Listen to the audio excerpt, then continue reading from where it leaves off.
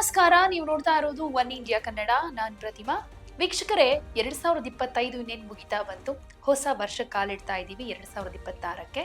ಈ 2025ರ ವರ್ಷದಲ್ಲಿ ಭಾರತದ ರಕ್ಷಣಾ ವಲಯದಲ್ಲಿ ಏನೇನೆಲ್ಲ ಬೆಳವಣಿಗೆಗಳಾದವು, ಭದ್ರತಾ ನೀತಿಯಲ್ಲಿ ಏನೆಲ್ಲ ಚೇಂಜಸ್ ಆಯಿತು, ಅದರಿಂದ ಏನೇನು ಅಭಿವೃದ್ಧಿ ಆಯಿತು, ಜೊತೆಗೆ ಏನೇನು ಸಾಧನೆ ಮಾಡಿದ್ದಾಯಿತು, ಇದೆಲ್ಲದ್ರ ಬಗ್ಗೆ ಅಂದ್ರೆ ಈ 2025ರ ವರ್ಷ ಭದ್ರತಾ ದೃಷ್ಟಿಯಿಂದ ಭಾರತದ ಪಾಲಿಗೆ ಹೇಗಿತ್ತು ಅನ್ನೋದನ್ನ ಕೆಲವೊಂದು ಅಂಶಗಳ ಸಮೇತ ತಿಳಿಸ್ತಾ ಇದ್ದೀನಿ. ನಿಜಕ್ಕೂ ಈ 2025 ಅನ್ನೋದು ಮಹತ್ವದ ವರ್ಷವೇ ಆಗಿತ್ತು. ರಾಷ್ಟ್ರೀಯ ಭದ್ರತಾ ನೀತಿಯಲ್ಲಿ ಮಹತ್ತರ ಮೈಲುಗಲ್ಲು ತಂದಂತಹ ವರ್ಷ ಕೂಡ ಹೌದು. ಭಾರತದ ಪ್ರಜೆಗಳ ಮೇಲಿನ ದಾಳಿಯನ್ನ ಸಂಯಮದಿಂದಷ್ಟೇ ಅಲ್ಲ, ಕ್ಷಿಪ್ರವಾದ, ನಿಖರವಾದ ಹಾಗೆ ನಿರ್ಣಾಯಕವಾದ ಕ್ರಮದಿಂದ ಫೇಸ್ ಮಾಡಬಹುದು ಅನ್ನೋದನ್ನ ನರೇಂದ್ರ ಮೋದಿ ಅವರ ನೇತೃತ್ವದ ಆಡಳಿತ ತೋರಿಸ್ಕೊಟ್ಟಿದೆ. ಭಯೋತ್ಪಾದನೆಯ ವಿಚಾರದಲ್ಲಿ ನರೇಂದ್ರ ಮೋದಿಯವರು 5 ಹೊಸ ಸಹಜ ಕ್ರಮಗಳನ್ನ ತಿಳಿಸಿದ್ದಾರೆ. ಇಲ್ಲಿ ಗಡಿ ಭದ್ರತೆ ಹಾಗೆ ತ್ವರಿತ ಪ್ರತಿಕ್ರಿಯೆಯಿಂದ ಹಿಡಿದು ಆತ್ಮನಿರ್ಭರ್ ಭಾರತ, ರಕ್ಷಣಾ ವಲಯದಲ್ಲಿ ಉತ್ಪಾದನೆ, ಸೈಬರ್ ಮತ್ತು ಬಾಹ್ಯಾಕಾಶ ಭದ್ರತೆ, ಆಂತರಿಕ ಭದ್ರತೆ, ಉಗ್ರವಾದ, ನಕ್ಸಲಿಸಂಗೆ ಕಠಿಣ ಹೊಡೆತ ಸೇರಿದ ಹಾಗೆ ಜಾಗತಿಕ ಮಟ್ಟದಲ್ಲಿ ಭಾರತದ ಭದ್ರತಾ ವಿಶ್ವಾಸಾರ್ಹತೆಯನ್ನ ಪಡೆದುಕೊಂಡ ವರ್ಷ ಕೂಡ ಆಗಿತ್ತು. ಈ 2025ನೇ ವರ್ಷದಲ್ಲಿ ಪ್ರಧಾನಿ ನರೇಂದ್ರ ಮೋದಿ ಅವರ ನೇತೃತ್ವದಲ್ಲಿ ಜಾರಿಯಾಗಿರೋ ಭದ್ರತಾ ಹಾಗೆ ರಕ್ಷಣಾ ನೀತಿಗಳು ಭಾರತವನ್ನ ಕೇವಲ ರಕ್ಷಣಾತ್ಮಕ ರಾಷ್ಟ್ರದಿಂದ ತಂತ್ರಾತ್ಮಕವಾಗಿ ಸ್ವಾವಲಂಬಿಯಾಗಿ ಹಾಗೆ ತ್ವರಿತ ಪ್ರತಿಕ್ರಿಯಾಶೀಲ ಶಕ್ತಿಯಾಗಿ ಚೇಂಜ್ ಮಾಡ್ತು ಅಂತಾನೆ ಹೇಳ್ಬೋದು. ಅಂತಹ ಕೆಲವೊಂದು ನೀತಿಗಳ ಬಗ್ಗೆ ಹೇಳೋದಾದ್ರೆ, ಈ ಭಯೋತ್ಪಾದನಾ ದಾಳಿಗಳಿಗೆ ಖಡಕ್ ಉತ್ತರ ಕೊಡೋದು ಅಂತ ಅಂದ್ರೆ ಯಾವುದೇ ದಾಳಿಯನ್ನು ನಿರ್ಣಾಯಕ ಪ್ರತಿದಾಳಿಯಿಂದ ಉತ್ತರ ಕೊಡಲಾಗುತ್ತೆ ಅಂತ. ಇನ್ನು ಪರಮಾಣು ಬ್ಲಾಕ್ ಮೇಲ್ಗೆ ಬಗ್ಗೋದಿಲ್ಲ ಅಂತ. ಯಾಕಂದ್ರೆ ಪರಮಾಣು ಬೆದರಿಕೆ ಏನೇ ಇದ್ರೂನು ಭಯೋತ್ಪಾದನಾ ನೆಲೆಗಳ ಮೇಲೆ ಭಾರತದ ಆಕ್ರಮಣ ತಡೆಯುವುದಕ್ಕಾಗೋದಿಲ್ಲ ಅನ್ನೋ ಸಂದೇಶ. ಉಗ್ರರಿಗೂ ಹಾಗೆ ಅವರ ಪ್ರಾಯೋಜಕರಿಗೂ ಕೂಡ ವ್ಯತ್ಯಾಸ ಇಲ್ಲ ಅಂತ ಹೇಳ್ತಾ ಬಂತು ಭಾರತ. ಅಂದ್ರೆ ಇಬ್ರು ಕೂಡ ಪಾಪ ಕೃತ್ಯದ ಭಾಗಿದಾರರೇ ಅಂತ ಪರಿಗಣಿಸಿ ಅದಕ್ಕೂ ಕೂಡ ಸಂದೇಶ ಕೊಟ್ಟಾಗಿದೆ. ಇನ್ನು ಭದ್ರತಾ ನೀತಿ ಅಂತ ಬಂದಾಗ ಯಾವುದೇ ಮಾತುಕತೆ ಇರಲಿ, ಅಲ್ಲಿ ಭಯೋತ್ಪಾದನೆಯತ್ತೆ ಮೊದಲು ಪ್ರಸ್ತಾಪ ಆಗ್ತಾ ಇತ್ತು. ಅಂದ್ರೆ ಈ ಭಯೋತ್ಪಾದನೆಯ ಸಂಬಂಧಿತ ವಿಚಾರಗಳಿಗೆ ಮಾತ್ರ ಗಮನ ಕೊಡಲಾಗುತ್ತೆ, ಕಠಿಣ ನಿಲುವುಗಳನ್ನ ತೆಗೆದುಕೊಳ್ಳಲಾಗುತ್ತೆ ಅನ್ನೋ ಸಂದೇಶ. ಇನ್ನು ಸಾರ್ವಭೌಮತೆಯಲ್ಲಿ ಯಾವುದೇ ರಾಜಿ ಇಲ್ಲ ಅನ್ನುವಂಥದ್ದು. ಅಂದ್ರೆ ಈ ಭಯೋತ್ಪಾದನೆ ಹಾಗೆ ಮಾತುಕತೆ ಎರಡು ಒಟ್ಟಿಗೆ ಆಗೋದಿಲ್ಲ, ಭಯೋತ್ಪಾದನೆ ಹಾಗೆ ವ್ಯಾಪಾರವೂ ಒಟ್ಟಿಗೆ ಹೋಗೋದಿಲ್ಲ ಅನ್ನೋ ಸಂದೇಶವನ್ನ ರವಾನೆ ಮಾಡಿದ್ದಾಯ್ತು.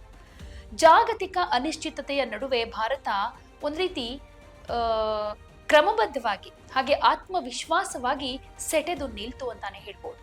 ರಾಷ್ಟ್ರೀಯ ಭದ್ರತೆ ವಿಚಾರದಲ್ಲಿ ಯಾವುದೇ ರಾಜಿ ಇರೋದಿಲ್ಲ, ಹಾಗೆ ಸಾರ್ವಭೌಮತೆಯನ್ನ ಯಾವುದೇ ಬೆಲೆ ತೆತ್ತಾದ್ರೂ ಉಳಿಸಿಕೊಳ್ಳಲಾಗುತ್ತೆ ಅನ್ನೋದನ್ನ ಬಹಳಷ್ಟು ಸಲ ಸ್ಪಷ್ಟ ಸಂದೇಶ ಕೊಡ್ತಾ ತಿಳಿಸ್ಕೊಟ್ಟಿದೆ.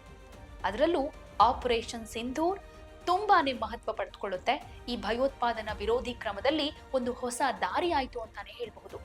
2025ರ ಮೇ 7ನೇ ತಾರೀಕು ಭಾರತ ಆಪರೇಷನ್ ಸಿಂಧೂರ್ ಅನ್ನ ಕೈಗೊಳ್ತು. ಇತ್ತೀಚಿನ ವರ್ಷಗಳಲ್ಲಂತೂ ಭಾರತ ನಡೆಸಿರೋ ಅತ್ಯಂತ ಮಹತ್ವದ ಮಿಲಿಟರಿ ಆಕ್ಷನ್ ಅದಾಗಿತ್ತು. ಪಹಲ್ಗಾಮ್ ಉಗ್ರರ ದಾಳಿಗೆ ಭಾರತ ಪ್ರತಿಕ್ರಿಯೆ ಕೊಟ್ಟಂತಹ ರೀತಿ ಅದು. ಭಯೋತ್ಪಾದನೆಗೆ ಭಾರತದ ಸ್ಪಂದನೆ ಹೇಗಿರುತ್ತೆ ಅಂತ ಇದ್ರ ಮೂಲಕ ತೋರಿಸಲಾಗಿತ್ತು. ತನ್ನ ಪ್ರಜೆಗಳನ್ನ ಗುರಿ ಮಾಡಿದ್ದೇ ಆದ್ರೆ ಭಾರತ ಭಯೋತ್ಪಾದನೆಯ ಎದೆಗೆ ಶತ್ರು ಪ್ರದೇಶದ ಒಳಗಡೆನೆ ನುಗ್ಗಿ ಹೊಡಿತೀವಿ, ಎಷ್ಟೇ ದೂರ ಇದ್ರೂನು ಪ್ರಹಾರವನ್ನ ಮಾಡೇ ಮಾಡ್ತೀವಿ ಅನ್ನೋ ಸಂದೇಶವನ್ನ ಕೊಟ್ಟಾಯ್ತು. 5 ದಶಕಗಳಲ್ಲಿ ಪಾಕಿಸ್ತಾನದ ಭೂಭಾಗದ ಒಳಗಡೆ ಭಾರತ ನಡೆಸಿರೋ ಪ್ರಮುಖ ಮಿಲಿಟರಿ ಕಾರ್ಯಾಚರಣೆ ಇದು ಅನ್ನಿಸ್ಕೊಳ್ತು. ಇನ್ನು ಪರಮಾಣು ಶಕ್ತ ಶತ್ರು ದೇಶದ ಆಳದಲ್ಲಿ ಅನೇಕ ಸ್ಥಳಗಳನ್ನ ನಿಖರವಾಗಿ ಟಾರ್ಗೆಟ್ ಮಾಡಿ ಭಾರತ ದಾಳಿ ಮಾಡಿದ್ದು ಇದೇ ಫಸ್ಟ್ ಟೈಮ್. ಇದು ದೇಶದ ಮಿಲಿಟರಿ ಹೊಂದಿರೋ ಆತ್ಮವಿಶ್ವಾಸದ ಸಂಕೇತ.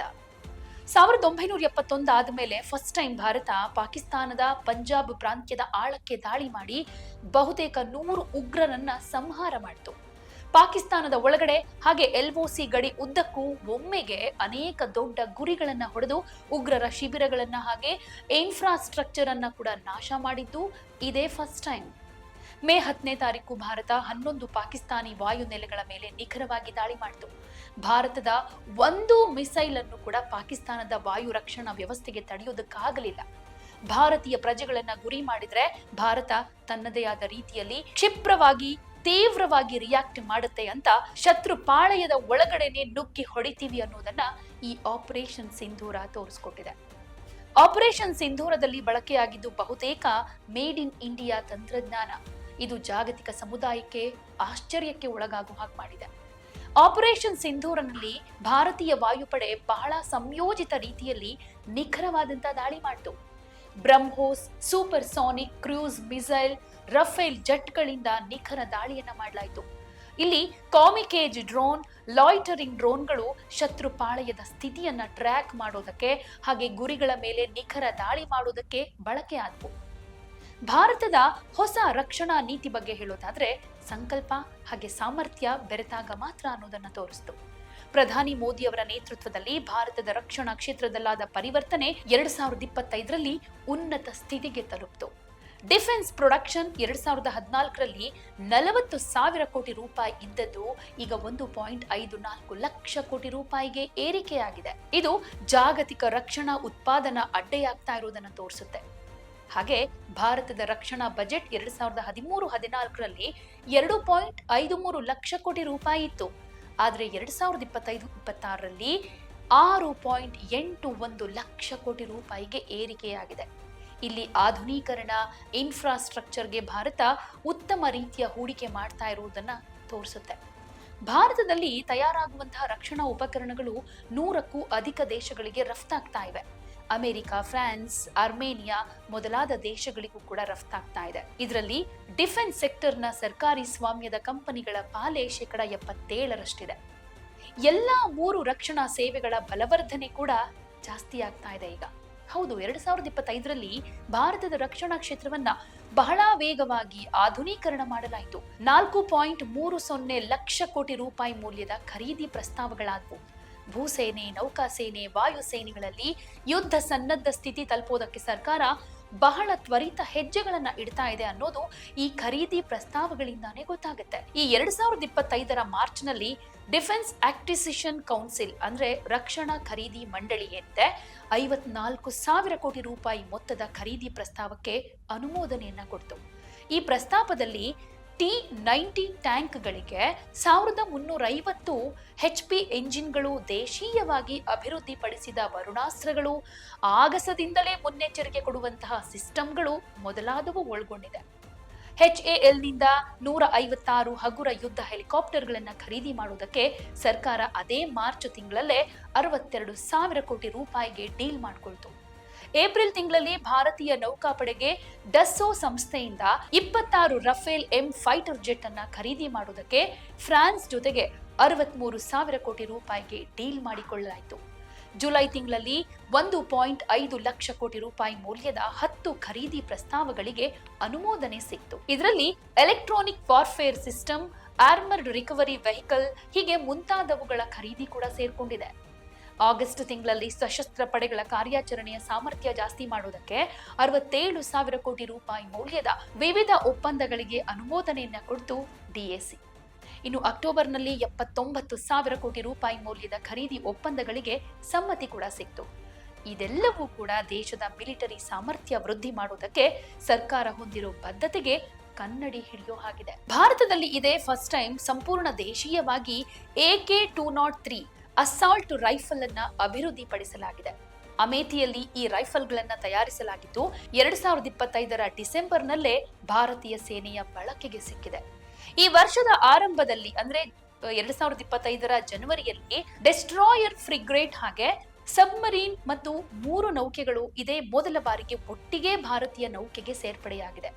2025ರ ಆಗಸ್ಟ್ ತಿಂಗಳಲ್ಲಿ ಮುಕ್ಕಾಲು ಪಾಲು ದೇಶೀಯವಾಗಿ ಅಭಿವೃದ್ಧಿಯಾದ INS ಹಿಮಗಿರಿ ಹಾಗೆ INS ಉದಯಗಿರಿ ಈ 2 ಸ್ಟೀಲ್ತ್ ಫ್ರಿಗೇಟ್ಗಳನ್ನ ನೌಕಾಪಡೆಗೆ ಸೇರಿಸಲಾಯಿತು. ಇನ್ನು ಈ 2025ರ ಸೆಪ್ಟೆಂಬರ್ ತಿಂಗಳಲ್ಲೇ 2,000 ಕಿಲೋಮೀಟರ್ ದೂರ ಕ್ರಮಿಸಬಲ್ಲ ಪರಮಾಣು ಶಕ್ತ ಅಗ್ನಿ ಪ್ರೈಮ್ ಕ್ಷಿಪಣಿಯ ಪರೀಕ್ಷೆ ಕೂಡ ನಡೆಸಲಾಯಿತು. ರೈಲ್ ಮೇಲಿನ ಲಾಂಚರ್ನಿಂದ ಇದರ ಉಡಾವಣೆ ಮಾಡಲಾಯಿತು.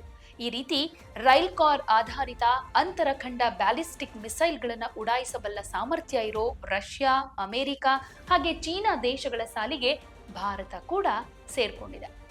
ಈ ವರ್ಷ ಅಂದ್ರೆ ಈ 2025ರ ವರ್ಷ ಏನಿತ್ತು, ಲಕ್ನೋನ ಇಂಟಿಗ್ರೇಷನ್ ಹಾಗೆ ಟೆಸ್ಟಿಂಗ್ ಘಟಕದಲ್ಲಿ ತಯಾರಾದ ಬ್ರಹ್ಮೋಸ್ ಕ್ಷಿಪಣಿಯ ಮೊದಲ ಬ್ಯಾಚ್ ಅನ್ನ ಬಿಡುಗಡೆ ಮಾಡಲಾಯಿತು. ಉತ್ತರ ಪ್ರದೇಶದ ಡಿಫೆನ್ಸ್ ಇಂಡಸ್ಟ್ರಿಯಲ್ ಕಾರಿಡಾರ್ನಲ್ಲಿ ಈ ಘಟಕ ಒಂದು ಪ್ರಮುಖ ಭಾಗ ಅನ್ನಿಸ್ಕೊಂಡಿದೆ. ಇನ್ನು ಸೆಪ್ಟೆಂಬರ್ ತಿಂಗಳಲ್ಲಿ ತೇಕನ್ಪುರ್ನಲ್ಲಿ ಭಾರತದ ಮೊದಲ ಡ್ರೋನ್ ಸಮರ ಶಾಲೆಯನ್ನ BSF ಶುರು ಮಾಡಿತು. ಡಿಸೆಂಬರ್ನಲ್ಲಿ ಡಿಆರ್ಡಿಒ ತನ್ನ 7 ಸುಧಾರಿತ ತಂತ್ರಜ್ಞಾನಗಳನ್ನ ಭಾರತೀಯ ನೌಕಾಸೇನೆ ಮತ್ತು ವಾಯುಸೇನೆಗೆ ಹಸ್ತಾಂತರ ಮಾಡಿತು. ಇದೇ ಡಿಸೆಂಬರ್ ತಿಂಗಳಲ್ಲಿ ಡಿಆರ್ಡಿಒ ಫೈಟರ್ ಏರ್ಕ್ರಾಫ್ಟ್ ಎಸ್ಕೇಪ್ ಸಿಸ್ಟಮ್ನ high speed rocket sled test ಅನ್ನ ನಡೆಸಿತು. ಈ ಪರೀಕ್ಷೆ ಯಶಸ್ವಿ ಕೂಡ ಆಯಿತು. ಒಂದನ್ನ ಗಮನಿಸಬೇಕಿಲ್ಲಿ, ಯಾಕಂದ್ರೆ ಕೆಲವೇ ದೇಶಗಳಿಗೆ ಮಾತ್ರ ಈ ಪರೀಕ್ಷಾ ಸಾಮರ್ಥ್ಯ ಇರೋದು.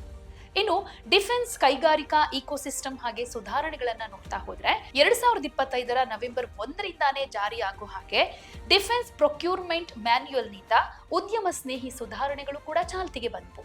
ಉತ್ತರ ಪ್ರದೇಶ ರಕ್ಷಣಾ ಕೈಗಾರಿಕಾ ಕಾರಿಡಾರ್ ಹಾಗೆ ತಮಿಳುನಾಡು ರಕ್ಷಣಾ ಕೈಗಾರಿಕಾ ಕಾರಿಡಾರ್ ನಿರ್ಮಾಣಕ್ಕೆ 9,145 ಕೋಟಿ ರೂಪಾಯಿ ಮೊತ್ತದ ಹೂಡಿಕೆಗಳು ಕೂಡ ಬಂದವು. ಇದರಲ್ಲಿ 289 ತಿಳುವಳಿಕೆ ಒಪ್ಪಂದಗಳಾದವು. ಓಪನ್ ಟೆಂಡರ್ನಲ್ಲಿ ಖಾಸಗಿ ಕಂಪನಿಗಳು ಹಾಗೆ ಎಂಎಸ್ಎಂಇಗಳು ಕೂಡ ಪಾಲ್ಗೊಳ್ಬೇಕಾದ್ರೆ ಡಿಫೆನ್ಸ್ ಸೆಕ್ಟರ್ನ ಪಬ್ಲಿಕ್ ಸೆಕ್ಟರ್ ಕಂಪನಿಗಳಿಂದ ಎನ್ಒಸಿ ಪಡಿಬೇಕು ಅಂತ ಹೇಳಿದ್ದ ನಿಯಮವನ್ನು ಕೂಡ ತೆಗೆದು ಹಾಕಲಾಯಿತು. ಹೀಗೆ ಈ 2025ರಲ್ಲಿ ನಮ್ಮ ಭದ್ರತಾ ನೀತಿಗಳಲ್ಲಿ ಜೊತೆಗೆ ರಕ್ಷಣಾ ಕ್ಷೇತ್ರದಲ್ಲಿ ಒಂದಷ್ಟು ಬೆಳವಣಿಗೆಗಳಾದವು, ಬದಲಾವಣೆಗಳಾದವು. ಜೊತೆಗೆ ಅದರಿಂದ ಎಷ್ಟೆಲ್ಲ ಅಭಿವೃದ್ಧಿ ಆಯಿತು, ಏನೆಲ್ಲ ಸಾಧಿಸೋದಕ್ಕೆ ಸಾಧ್ಯ ಆಯಿತು ಅನ್ನೋದನ್ನ ಈ 2025ರ ವರ್ಷದಲ್ಲಿ ನಾವು ನೋಡಿದೀವಿ. ಇದೇ ರೀತಿಯಲ್ಲಿ ಹಾಗೆ ಇದಕ್ಕಿಂತ ಜಾಸ್ತಿ ನಮ್ಮ ರಕ್ಷಣಾ ವಲಯದಲ್ಲಿ ಮುಂಬರುವ ವರ್ಷ ಅಂದ್ರೆ ಈ 2026ರ ವರ್ಷವೂ ಕೂಡ ಹೀಗೆ ಯಶಸ್ವಿದಾಯಕವಾಗಿರಲಿ ಅನ್ನೋದೇ ಇಡೀ ದೇಶವಾಸಿಗಳ ಆಸೆ.